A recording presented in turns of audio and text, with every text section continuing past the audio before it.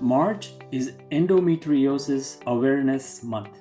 We are pleased to bring you this episode to help in increasing awareness of endometriosis. Here's a common but frustrating scenario. A young woman develops pelvic pain. She may start having painful periods.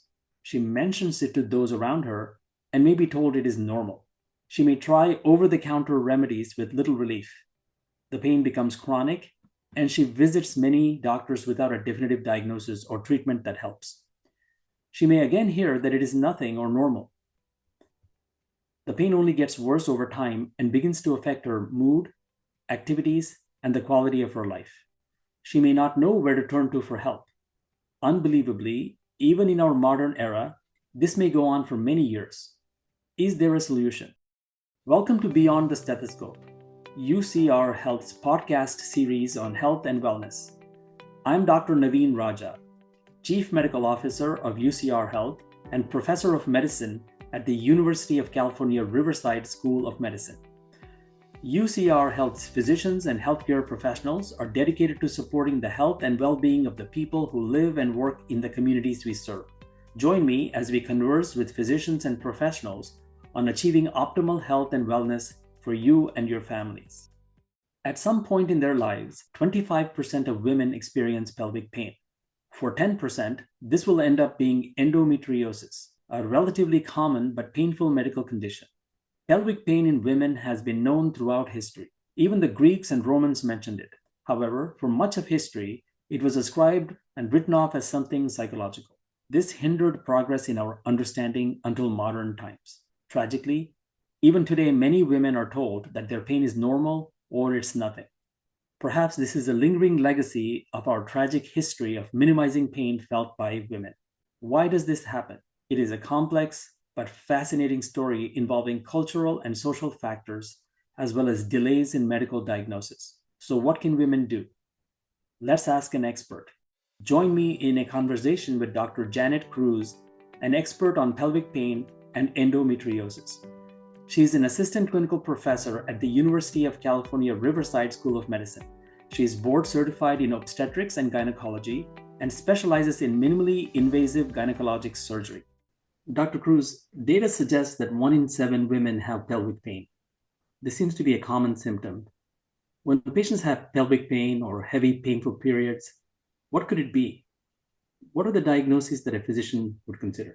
Thank you so much for having me. This is a very common complaint that I get in the office almost multiple times in a day.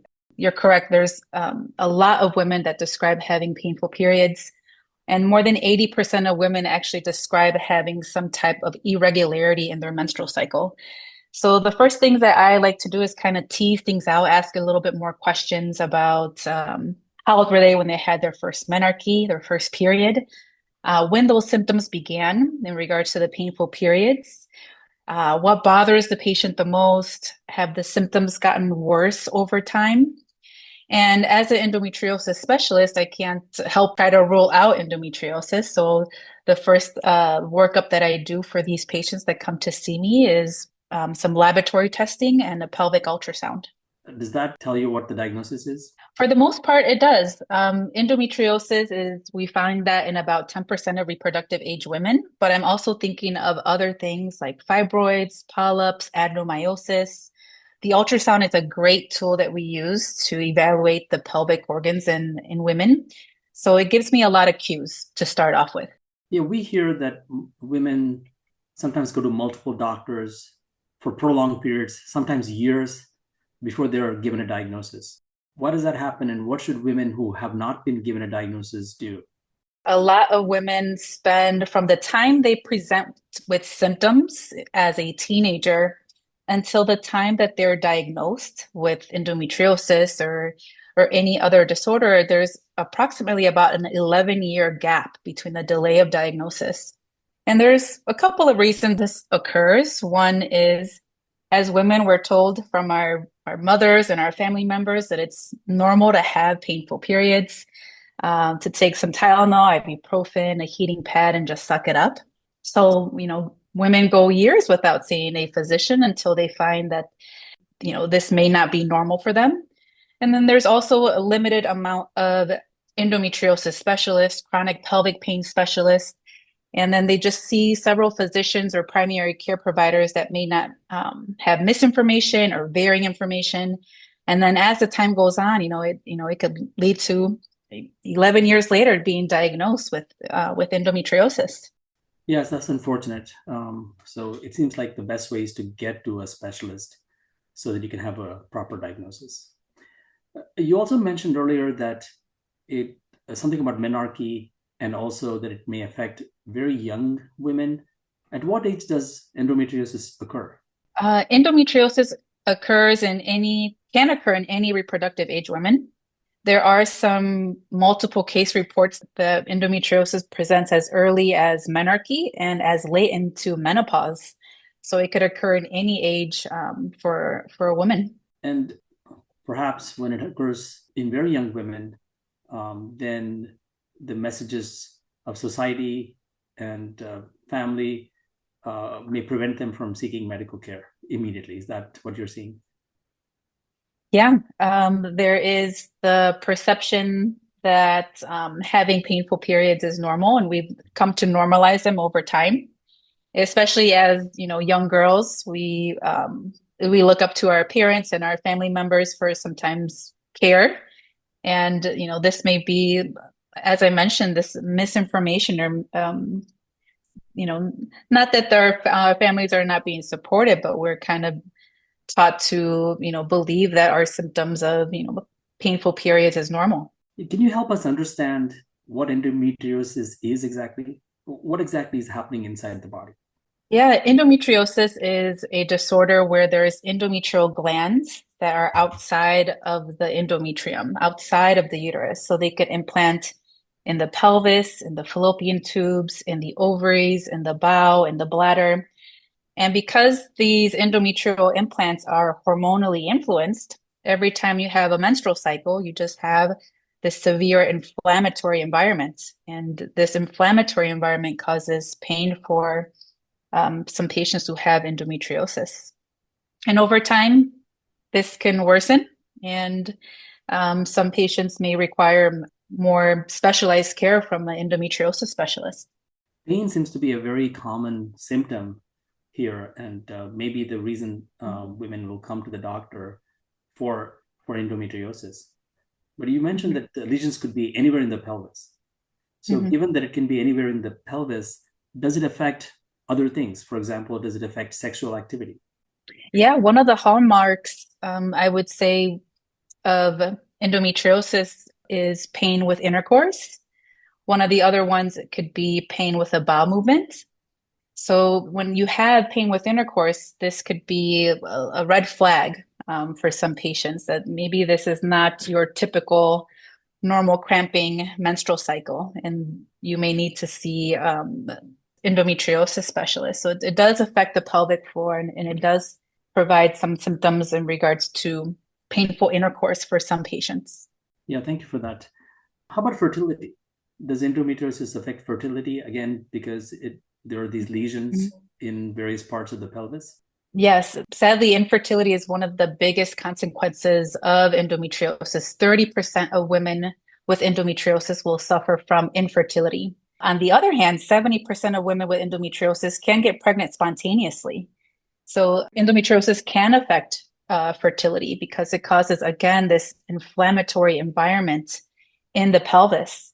And this environment is hostile for ovulation, for the eggs, for sperm motility, for fertilization and implantation. And that's how we believe that that's the cause for some patients who have endometriosis and why it may lead to infertility in some. So it looks like it causes infertility, but does treatment then help resolve the infertility? Maybe we can start by talking about what are the treatments that are available. Let's start with medication. Yeah, there are typically when we have a patient who has endometriosis, we start off with conservative treatments. And that conservative treatment can be as something as basic and simple as NSAIDs. And it depends on the patient's severity and their symptoms. After that, then we move on to hormonal treatment, like oral contraceptive pills and IUDs, for example. You mentioned NSAIDs. So for the audience, we're referring to anti-inflammatory agents that are available sometimes over the counter, Hmm. right? Hmm. Yes. Yes.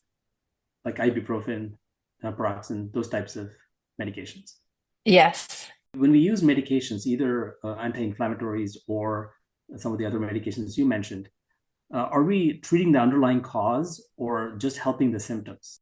These medications are going to help with the symptoms. The NSAIDs and your birth control pills or your hormonal treatment is not going to make the endometriosis go away. It's basically symptom control. And for some patients, this might be enough because it does have a big impact on their quality of life. But for other patients, they may, seek other treatments if they're not seeing an improvement in their symptoms. But you're absolutely right. These medications are typically symptom control and they don't do a lot with disease control. When you say that patients may seek other treatments, are you Hmm. seeing patients explore natural treatments? Are there any natural treatments that would help them? I I get this question very commonly, again, in the office all the time. Patients are really interested in non-hormonal, natural ways to improve how they feel. I would start off with saying you always want to consult your physician because there are a lot of misinformation on the internet right now. So please consult your physician if you're wanting to do any natural methods. But the reason I get this question a lot and I love this particular topic is because I'm not going to ever discourage a patient from having good sleep hygiene, from stress management, meditation, healthy eating, yoga. All of those things are going to help down-regulate the nervous system, and you may have a reduced signal in your pain. So this may help again with your symptoms. But again, we just don't have any, good randomized controlled trials that are going to pinpoint any of these particular things to reduce the disease. But this is going to engage your body and perhaps reduce the signal of the pain. Yeah, that's interesting. So it may help, but by generally helping the overall health of the patient. Yes. Yeah. How about surgery? Can that be an effective treatment? Is that a cure? Can you tell us about who needs surgery and what it does? Yeah. Typically, my first liner that I tell patients is there is no cure for endometriosis. Even surgery does not cure endometriosis. And the reason is because endometriosis is just so individualized and presents very differently in each patient. There are some patients who may have endometriosis and only find out because they had an MRI of their hip, for example, and they're completely asymptomatic. And on the other hand, there are patients who have very scant, stage one endometriosis, but may be completely debilitated and unable to, function, go to school or go to work. So the idea of surgery is very individualized, and it's a discussion that you have to have with your surgeon in regards to the treat that as a treatment option for endometriosis. You mentioned stages of the disease. So can you tell us a little bit more Mhm. about the stages? What does that mean? Yeah, endometriosis is staged surgically, and there's stage one through four. Stage one would be really minimal implants, very superficial. And as it progresses to stage four would be, severe disease in the pelvis where there is inflammation of the tubes, inflammation of the pelvis. You may have endometriomas, which are ovarian cysts associated with endometriosis, or deep infiltrating endometriosis that affects the bowel, the bladder, and other sites of the pelvis. And that's how we surgically identify endometriosis and stage it. Again, the stage does not correlate with the disease. You could have stage four endometriosis and have no symptoms at all, or stage one endometriosis, really little disease, but be completely debilitated. So it's just more for surgical staging rather than it doesn't have anything to do with the symptoms that the patient present with. I see. So when you stage it surgically, does the treatment differ based on what the stage is? No, you want to base your treatment on the patient in front of you. You want to see what their symptoms are, how, if they're having, pain with bowel movement, pain with intercourse, and just their quality of life. So you want to treat them based on their symptoms, not the stage. So, with the surgery that's being done, what does the procedure do exactly? How does it help endometriosis? Yeah, so we think that by removing those implants of endometrial glands that are in the pelvis, they're no longer present there when we surgically excise them. And then because they're not there, they can't be hormonally influenced and they reduce the symptom severity for the patient.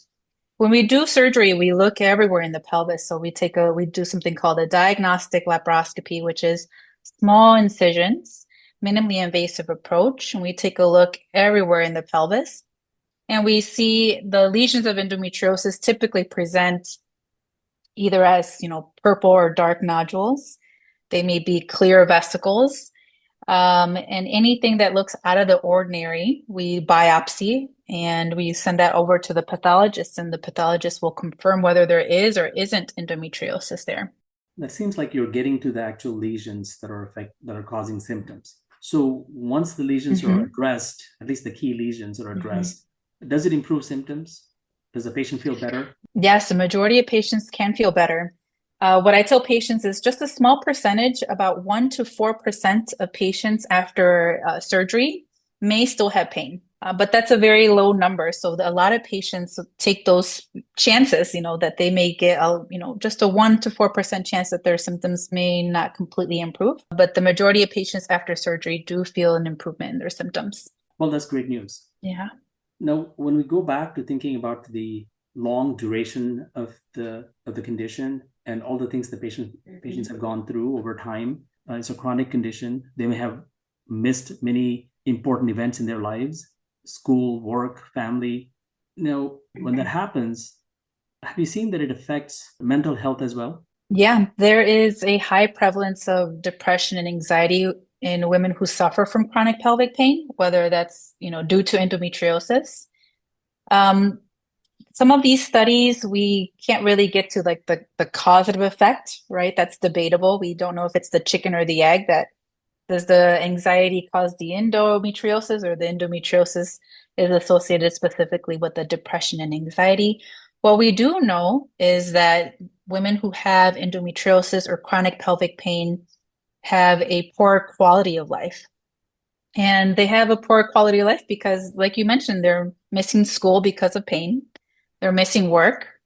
Because they're missing work, they're losing wages.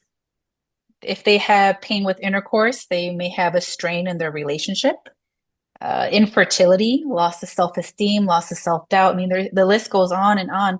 So this, anyone who has these stressors, of course, they're going to also suffer from anxiety and depression. So it definitely has a impact on their quality of life. Yeah, that's so hard to hear. I mean, it must be hard for you to see your patients suffering in that manner. It seems like such a challenge to treat, as it is such a chronic condition. It must be difficult to diagnose and treat, as you mentioned before. How do you handle this? It seems like such a challenge professionally. Yeah, I feel that endometriosis, chronic pelvic pain, it's frustrating. For lack of a better word, it's frustrating for all of us, for me, for the patient. The patient seeing multiple providers, years of delay in diagnosis, and by the time they get to me, we're both frustrated, right? So it's but when I speak with patients, I kind of don't let that show. I want to stay positive for them. And, that means moving forward rather than looking at the past, and doing the best that we can to have that difficult conversation, because it could be very maddening for, like I said, all of us, this patient has had such a delay in diagnosis, and, I'm glad at least that she, was able to see me in the office, and that really heartens me to see if I could make her feel a little bit better. Yes, it seems like developing a definitive treatment plan once they get to you could potentially offer hope and relief of symptoms. Yeah, absolutely. I know you have a very busy professional life, and it sounds like you treat some very challenging conditions. I imagine it's very stressful. how do you keep your balance and how do you stay centered? How do you keep coming back day after day and providing excellent care for your patients? Yeah, I go back to that question about the natural ways to, manage pain, and I do the same thing that I preach to my patients, right? The stress management, sleeping well, eating well, exercise, all those things are going to help me be the best that I can, so that I could provide that care for the patients. And just I feel so hopeful sometimes that they're doing the same thing that I'm doing too. But moving one step forward, sometimes I feel we take two steps back. But again, just taking care of myself, just how I would preach it to my patients. That's so wonderful to hear. So much optimism. Well, thank you so much for joining us today. It's been very enlightening to hear you tell us about this very difficult chronic condition, and also that you told us about the hope with treatments that we have now. So thank you so much for joining us, and we look forward to having you again sometime. Thank you so much for having me. Thank you for listening in to Beyond the Stethoscope. This podcast was brought to you by UCR Health, the clinical enterprise of UCR School of Medicine. UCR Health is comprised of a team of physicians, specialists, and healthcare professionals. With medical offices located throughout Southern California, UCR Health is growing to meet healthcare needs of the region, bringing innovative, compassionate medical care to the communities where we live, work, and play.